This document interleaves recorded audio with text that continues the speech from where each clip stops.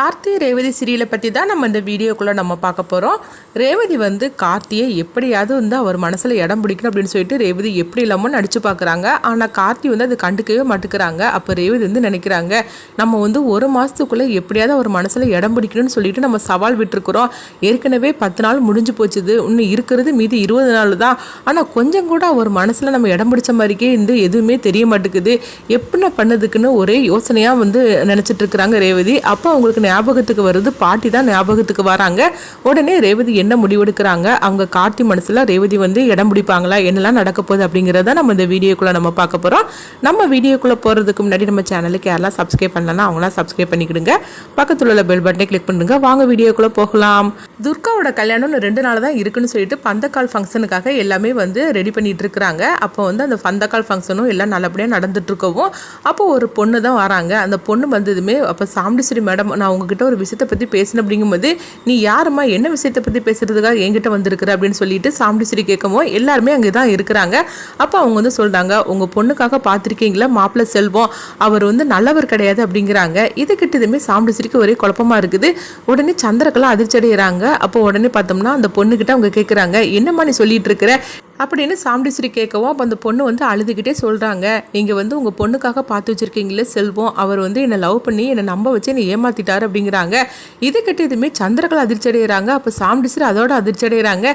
என்னம்மா நீ சொல்லிட்டு இருக்கிற அப்படின்னு கேட்கவும் உடனே செல்வமும் அவங்க அப்பா அம்மாவும் நடிக்கிறாங்களா, அவங்க எல்லாருமே சொல்கிறாங்க, என்னடா இந்த பொண்ணு சொல்கிறது ஏதாவது உண்மையானு சொல்லி கேட்கும்போது, அப்போ அந்த பொண்ணை நான் பார்த்ததே கிடையாது, இந்த பொண்ணு வந்து பொய் சொல்கிறாப்பா அப்படிங்கவும் உடனே வந்து சாமுண்டீஸ்வரி, என்ன மாப்பிள்ளங்க நடந்துட்டு இருக்குது சம்மந்தி, என்ன அந்த பொண்ணு சொல்லிட்டு இருக்கிற அப்படிங்கவும், இங்க பாருங்க சம்பந்தி, அந்த பொண்ணு யாருன்னே தெரியாதுன்னு என் பையன் சொல்றான். அந்த பொண்ணு வந்து அதாவது பொய் சொல்லி ஏதோ பணத்துக்காக இந்த மாதிரிலாம் அவ பேசிட்டு இருக்கிறா, நீங்க நம்பாதீங்க அப்படின்னு சொல்லவும், என்னம்மா பொய் சொல்லி நாடகம் ஆடிட்டு இருக்கிறியா அப்படின்னு சொல்லிட்டு சாமுண்டீஸ்வரி கேட்கும் போது அப்ப சந்திரகலாவும் சொல்றாங்க, ஆமாக்கா இப்போ இந்த மாதிரிக்கெல்லாம் இவங்களுக்குலாம் இதே வேலையா போச்சுது, பணக்கார வீடுகளா வந்து பார்க்க வேண்டியது, அதுக்கப்புறமா இந்த மாதிரிக்கெல்லாம் நாடகம் ஆட வேண்டியது இருக்குது, இங்க பாரு ஒழுங்கு மாதிரியாவது போயிடு, இல்லைன்னா இப்போ வந்து நான் போலீஸை நான் கூப்பிடுவேன் அப்படிங்கவும், உனக்கிட்ட வந்து ஏதாவது ஆதாரம் இருக்குதா அப்படின்னு சாமுண்டீஸ்வரி வந்து கேட்கும்போது, என்கிட்ட எந்த ஆதாரமும் இல்லைங்க அப்படிங்கிறாங்க. இது கிட்டதுமே உடனே சந்திரகலா சொல்றாங்க, பாத்தியாக்கா எந்த ஆதாரமும் இல்லையா, ஆனா இந்த மாப்பிள்ள தான் வந்து ஏமாத்திட்டாராம், இதை கொஞ்சமாவது நம்ப முடியுமா இருக்குது அப்படின்னு சொல்லவும் உடனே சந்திரகலாவுக்கு வந்து புரிஞ்சிருது, இதெல்லாம் இந்த கார்த்திகோட நாடகமாக தான் இருக்கும், அவன் தான் இந்த கல்யாணத்தை நிறுத்துறதுக்காக இந்த மாதிரிலாம் அவன் பண்ணிட்டு இருக்கிறான் அப்படின்னு சொல்லிட்டு சந்திரகலாவுக்கு வந்து அவங்களுக்கு வந்து புரிஞ்சுக்கிட்டுதாங்க. அப்போ சாமுண்டீஸ்வரி வந்து அந்த பொண்ணை வந்து திட்ட ஆரம்பிச்சிருந்தாங்க, என்னம்மா பணத்துக்காக தான் இந்த மாதிரிலாம் நீ பண்ணிட்டு இருக்கிறியா என்ன, எந்த ஆதாரமும் இல்லைன்னு சொல்லிட்டு இருக்கிற, அப்படி இருக்கும்போது இந்த மாப்பிள்ளை வந்து அதாவது உன்னை நம்ப வச்சு ஏமாத்திட்டாருன்னு சொல்றதுக்கு எந்த ஆதாரமும் கிடையாது, அதனால ஒழுங்கு மரியாதை இங்கிருந்து நீ போயிரு அப்படின்னு சொல்லவும் அப்போ அந்த பொண்ணு வந்து அழுதுகிட்டே அங்கேருந்து கிளம்புறாங்க. பார்த்தீங்களா சம்பந்தி, இந்த மாதிரிக்கெல்லாம் பணக்கார வீட்டு பையனா பார்க்க வேண்டியது, அதுக்கப்புறமா இப்படிலாம் வந்து ஏமாற்ற வேண்டியது, இதே பொழப்பா போச்சுது அப்படின்னு சொல்லவும், நல்ல வேளை சம்பந்தி நான் கூட பயந்துட்டு அப்படின்னு சாமுண்டீஸ்வரி சொல்லும் போது, இங்கே பாருங்க என் பையனை ஒன்று நான் அப்படிலாம் நான் வளர்க்கல, என் பையன் அப்படி வந்து பத்திரமாத்த தங்கமாக்கும் அப்படின்னு சொல்லவும் உடனே சாமுண்டீஸ்வரி சரி நான் கொஞ்ச இடத்துல நான் பயந்துட்டேன் அப்படிங்கிறாங்க. அடுத்து பார்த்தோம்னா சந்திரகலா கார்த்திகிட்ட போய் கேட்டுட்டு இருக்கிறாங்க, என்ன இதெல்லாம் உன்னுடைய வேலை தானே, இந்த கல்யாணத்தை எப்படியா தடுத்து நிறுத்தணும், அதுக்கப்புறவு துர்காவுக்கு நீ தான் ஏற்கனவே கல்யாணம் பண்ணி வச்சிருக்கிறேன் நவீன், அவனுக்கு கல்யாணம் பண்ணி வைக்கணும் ஊரறிய, இதுக்காக தான் நீ திட்டம் போட்டு இப்படிலாம் பண்ணிட்டு இருக்கிற அப்படிங்கவும் உடனே கார்த்தி சொல்றாங்க, நீங்க சொன்னாலும் அதுதான், நான் வேணா பாருங்களேன், அதாவது அத்தை முன்னாடியே நான் அவங்க 2 பேருக்கும் நான் கல்யாணம் பண்ணி வைக்க தான் போறேன், நீங்களும் பார்க்க தான் போறீங்க அப்படின்னு சொல்லவும், அதையும் நான் பாத்திரலாம், நீ எந்த எல்லைக்கு போனாலும் சரிதான், ஆனா நீ நினைக்கிறது எதுவுமே நடக்காது அப்படின்னு சொல்லிட்டு இருக்கவும், அப்படியாத்த சரி பாத்திரலாம் அப்படின்னு அவங்க கார்த்தி சொல்லிட்டு இருக்கிறாங்க. அடுத்தது அங்கே பார்த்தோம்னா அந்த பொண்ணை தான் காட்டுறாங்க. அப்போ அந்த பொண்ணு வந்து கார்த்திகிட்ட சொல்றாங்க, என்னங்க திடீர்னு இவங்க இப்படிலாம் ஆதாரம் கேட்பாங்கன்னு சொல்லி நான் கொஞ்சம் கூட எதிர்பார்க்கவே இல்லையே, இப்போ என்ன பண்றதுக்கு அப்படிங்கவும், இது எல்லாமே கார்த்தி போடுற நாடகமாக தான் இருக்குது, என்ன அந்த மாப்பிள்ளையும் அவங்க அப்பா அம்மா எல்லாருமே வந்து ஃப்ராடு தானே பிடிச்சவங்க அப்படின்னு கார்த்தியும் மயில்வாகனமும் கண்டுபிடிச்சிருந்தாங்க. அதனால வந்து இந்த கல்யாணத்தை நிறுத்துறதுக்காக கார்த்தி தான் இந்த மாதிரிக்கு ஒரு திட்டத்தை போட்டு கொடுத்துருக்குறாங்க. அப்போ அந்த பொண்ணுக்கிட்ட வந்து கார்த்தி சொல்றாங்க, நீங்கள் ஒன்றும் கவலைப்பட வேண்டாம், நான் ஆதாரத்தை கொடுக்குறேன், நான் சொல்கிற நேரத்தில் நீங்கள் கரெக்டாக அந்த ஆதாரத்தோட நில்லுங்க, தயவுசெய்து இந்த கல்யாணத்தை வந்து அதாவது எப்படியாவது நிறுத்தியே தீரணும், ஏன்னா அந்த பொண்ணுக்கு ஏற்கனவே கல்யாணம் முடிஞ்சிருச்சுது, அதனால் இந்த கல்யாணத்தை நிறுத்தணும், அது மட்டும் இல்லாமல் அவங்க வந்து ஒரு நல்ல மாப்பிள்ளை கிடையாது, அவங்க ஃப்ராடு தானே பிடிச்ச மாப்பிள்ளை அப்படின்னு சொல்லவும் அப்போ அந்த பொண்ணு வந்து சொல்கிறாங்க, நீங்கள் சொல்கிறது எல்லாம் எனக்கு புரியுது, கண்டிப்பாக நான் உங்களுக்கு ஹெல்ப் பண்ணுவேன் அப்படின்னு சொல்லவும், எப்போனாலும் என்னை கூப்பிடுங்க அப்படின்னு சொல்லிட்டு அந்த பொண்ணு போகிறாங்க. அடுத்தது அங்கே பார்த்தோம்னா ரேவதியை தான் காட்டுறாங்க. ரேவதி வந்து வந்து கார்த்தி மனசில் எப்படியாவது இடம் பிடிக்கணும்னு சொல்லிக்கிட்டு அவங்களும் வந்து கார்த்தி முன்னாடி எவ்வளோ வந்து நாடகத்தை போடுறாங்க. ஆனால் எதுவுமே வந்து ஒர்க் அவுட் ஆக மாட்டுக்கு. இதனால ரேவதி வந்து ரொம்பவே சோகத்தோடு இருக்கிறாங்க. என்ன பண்ணுறதுக்குன்னே தெரியலையே. கார்த்தி மனசில் இடம் பிடிக்கணும்னு சொல்லிக்கிட்டு நம்மளும் என்னென்னமோ திட்டம் போட்டோம். நேற்றுக்கு அவரோட ட்ரெஸ்ஸை போட்டுக்கிட்டு நம்ம அவர் மாதிரிக்கே கூட நம்ம நடிச்சிட்டோம். ஆனாலும் வந்து அவர் அதை பார்க்காம பெசாம படுத்து தூங்கிட்டு இருக்கிறாரு. இவருக்கு கொஞ்சம் கூட ரொமான்ஸே வராதா? மற்ற எல்லா பிரச்சனையும் தீர்க்கப்பட்டவர், ஏன் பிரச்சனையை மட்டும் அவர் ஏன் தான் புரிஞ்சுக்க மாட்டேக்காரே தெரியல. என்னை வந்து ஆஸ்திரேலியா அனுப்புறதுலயே அவர் குறிக்கோளோடு இருந்துட்டு இருக்கிறாரு. நான் அவரோட சேர்ந்து வாழணும்னு சொல்லி நான் எவ்வளோ ஆசைப்பட்டுட்டு இருக்கிறேன். அவரை பற்றி புரிஞ்சுக்காம இருக்கும்போது தான் நான் அவரை விட்டு பிரிஞ்சு போயிடணும்னு சொல்லிக்கிட்டு ஆஸ்திரேலியா போகணும்னு முடிவு எடுத்தேன். ஆனால் இப்போ என் மனசு ஃபுல்லாக அவர் தான் நிறைஞ்சிருக்கிறாரு. ஆஸ்திரேலியா போகணுங்கிற முடிவே நான் வந்து கைவிட்டுட்டேன். ஆனால் அதை புரிஞ்சுக்காம அவர் என்னன்னா அங்கேருந்து என்னை துரத்தி விடுறதுலையே குறிக்கோளோடு இருந்துட்டு இருக்கிறாரு. என் மனசை மாத்துறேன்னு அவர் சொல்லிட்டு இருக்கிறாரு. என் மனசை அவர் என்ன நினைச்சாலும் மாற்ற முடியாது.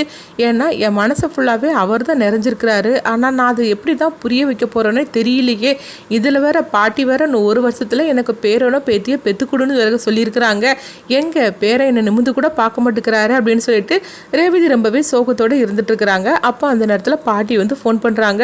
சொல்லுங்க பாட்டி அப்படிங்கவும், என்ன ரேவதி என்ன சோகமாக இருந்துட்டு இருக்கிற? உன் குரலே ஏதோ சோகமாக தெரியுது, என்ன ஏதாவது பிரச்சனையாமா அப்படிங்கும்போது, ஒரு பிரச்சனை இல்லை பாட்டி அப்படிங்கும்போது, இல்லை உன் குரலில் ஏதோ தடுமாற்றம் தெரியுது, என்னன்னு நீ சொல்லுமா அப்படிங்கிறாங்க. எல்லாம் உங்கள் பேரன் கார்த்தியை பற்றி தான் அப்படின்னு சொல்லவும், கார்த்தியை பற்றியா? அவன் என்னமோ உன்ட்ட பிரச்சனை பண்ணுறான் அப்படிங்கவும், பாட்டி உங்கள்கிட்ட நேரில் நான் பேசணும் பாட்டி அப்படிங்கும்போது, சரிதாம்மா நான் அங்கே தான் இருக்கிறேன் வா அப்படிங்கவும், உடனே ரேவதியும் பாட்டியை பார்க்குறதுக்காக அவங்க போகிறாங்க. அப்போ வந்து பாட்டியை பார்த்ததுமே சோகமாக வந்து ரேவதி இருக்கவும், என்ன ரேவதி உன் முகத்தை பார்த்தாலே ரொம்ப சோகமாக இருக்குது, என்னமா ஆச்சுது அப்படின்னு சொல்லி கேட்டுட்டு இருக்கவும், என்ன பாட்டி நான் சொல்கிறதுக்கு, நான் வேறு யாருக்கிட்ட சொல்கிறதுக்குன்னு எனக்கு தெரியல என் பிரச்சனையை பற்றி அப்படிங்கவும், என்ன பிரச்சனைமா சொல்லு அப்படிங்கிறாங்க. உடனே வந்து ரேவதி வந்து சொல்லதுக்கும் தயங்கப்பா இருக்குது அப்படிங்கிறாங்க. இங்கே பாரு நான் உன் பாட்டியாக்கும், என்ன பிரச்சனைனாலும் பாட்டிக்கிட்ட சொல்ல மாட்டியா அப்படின்னு சொல்லி கேட்கவும், சரி பாட்டி என் பிரச்சனையை தீர்க்கிறதுக்கு ஒரே ஆள் நீங்கள் தானே நினைக்கிற அப்படிங்கவும், நீ சொல்லுமா அப்படிங்கிறாங்க. உடனே வந்து ரேவதி சொல்கிறதுக்கும் தயக்கப்படுதாங்க. இங்கே பாரு ரேவதி நீ சொன்னாதானே எனக்கு புரியும் அப்படிங்கவும், உடனே வந்து ரேவதி வந்து சொல்ல ஆரம்பிச்சிருந்தாங்க. பாட்டி எனக்கும் கார்த்திக்கும் எப்படி கல்யாணம் நடந்துச்சுன்னு உங்களுக்கு தெரியும். அப்போ நான் வந்து அவர் மேலே விருப்பம் இல்லாமல் தான் கல்யாணம் பண்ணிக்கிட்டேன். அதனால் அவர் மேலே நான் எரிஞ்சு விழுந்ததுலாம் வந்து உண்மை தான். அதனாலேயே நான் ஆஸ்திரேலியா போகணுன்னு சொல்லி நான் முடிவெடுத்து எல்லா ஏற்பாடுமே நான் பண்ணினேன். ஆனால் அதுக்கு பிறகு அவரை பற்றின எல்லாமே நான் தெரிஞ்சுக்கிட்டேன். அது மட்டும் இல்லாமல் என்னை கல்யாணம் பண்ணுறதுக்காக வந்தான மையஸ் அவனை பற்றியும் நான் தெரிஞ்சுக்கிட்டேன். அதுக்கு பிறகு என் மனசு ஃபுல்லாகவே இவர் தான் நிறைஞ்சிருக்கிறாரு. ஆனால் அவர் தான் வந்து என்னை புரிஞ்சுக்காம என்னை ஆஸ்திரேலியா அனுப்பிவிடுதலையே வந்து கண்ணும் கருத்துமாக இருந்துட்டு இருக்கிறாரு. நான் 1 மாசத்துக்குள்ள அவர் மனசுல இடம் பிடிச்சி தீருவேன்னு சொல்லியிருக்கிறேன். ஆனா நானும் என்னென்னமோ பண்ணிட்டேன். அவர் மனசுல கொஞ்சம் கூட இடம் பிடிக்கிறது என்னால முடியல பாட்டி. என்ன பண்றதுக்கு தெரியல. அவரோட சேர்ந்து வாழணும்னு சொல்லி நான் ஆசைப்படுறேன் பாட்டி. இதை நான் எப்படி யாருக்கிட்ட சொல்றதுக்குன்னு எனக்கு புரியல. அவர்கிட்டயும் நான் வந்து ஓப்பனாவே நான் சொல்லியாச்சுது. ஆனாலும் அவர் புரிஞ்சும் புரியாத மாதிரி இருக்கிறாரு. அதுதான் என்ன பண்றதுன்னே தெரியல பாட்டி அப்படின்னு சொல்லவும், இது கேட்டதுமே பாட்டி சிரிக்க ஆரம்பிச்சிருந்தாங்க. என் பேரை என் பேத்திக்கிட்ட அவன் ஒட்டாமையா இருந்துட்டு இருக்கிறான். நான் இப்ப என்ன பண்ணுறேன் பாரு, நான் பண்ணக்கூடிய நாடகத்தில் அவன் பாரு உன்னை தேடி வரப்போகிறான் அப்படிங்கவும், இது கேட்டதுமே ரேவதி உற்சாகமாயிருந்தாங்க. என்ன பாட்டி நீங்கள் சொல்கிறீங்க, என்னை தேடி வருவார் அப்படிங்கும்போது, ஆமாம் அந்த பாட்டினா சும்மாவா என்ன அப்படின்னு சொல்லிக்கிட்டு உடனே பாட்டி வந்து ரேவதிக்கிட்ட ஒரு திட்டத்தை சொல்கிறாங்க. இது கேட்டதுமே ரேவதி ரொம்ப சந்தோஷப்பட ஆரம்பிச்சிருந்தாங்க. அடுத்தது என்ன நடக்க போகுதுன்னு சொல்லி பார்க்கலாம்.